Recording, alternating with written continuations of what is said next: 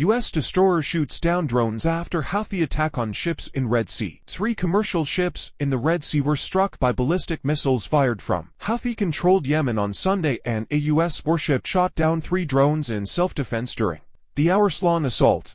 The U.S. military said responsibility for the attack was claimed by the Houthi rebels, who are backed by Iran. The attacks marked an escalation in a series of maritime attacks in the Mideast linked to the Israel-Hamas war, as multiple vessels found themselves in the crosshairs of a single Houthi assault for the first time in the conflict. In a statement, U.S. Central Command said the attacks represent a direct threat to international commerce and maritime security.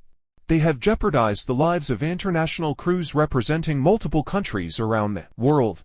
It said the 3 commercial ships and their crews are connected to 14 countries. According to Central Command, the USS Carney, a Navy destroyer, detected a ballistic missile fired from Houthi-controlled areas of Yemen at the Bahamas-flagged bulk carrier Unity Explorer. The missile hit near the ship. Shortly afterward, the Carney shot down a drone headed its way. Although it's not clear if the destroyer was the target, the drone was also launched from Yemen. About 30 minutes later, the Unity Explorer was hit by a missile, and while responding to the distress call, the Carney shot down another incoming drone. Central Command said the Unity Explorer reported minor damage from the missile. 2 other commercial ships, the Panamanian-flagged bulk carriers No. 9 and Sophie II, were both struck by missiles. The No. 9 reported some damage but no casualties, and the Sophie II reported no significant damage. While sailing to assist the Sophie II, the Carney shot down another drone heading in its direction. The drones did no damage. We also had every reason to believe that these attacks, while launched by the Houthis in Yemen, are fully enabled by Iran, Central Command said, adding that the U.S. will consider all appropriate responses. The Carney, an Arleigh-class guided missile destroyer, has already shot down multiple rockets the Houthis have fired toward Israel so far in the war. It hasn't been damaged in any of the incidents and no injuries have been reported on board. Houthi military spokesman Brig. Gen.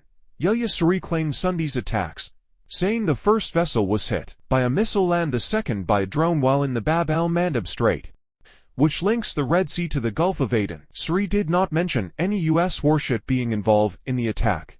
The Yemeni armed forces continue to prevent Israeli ships from navigating the Red Sea and Gulf of Aden until the Israeli aggression against our steadfast brothers in the Gaza Strip stops, Saree said.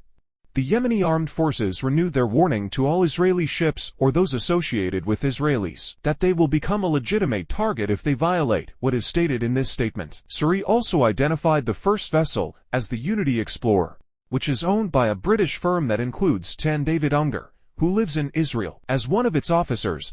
The No. 9 is linked to Bernhard Schultz Ship Management. Managers for the 2 vessels could not be immediately reached for comment.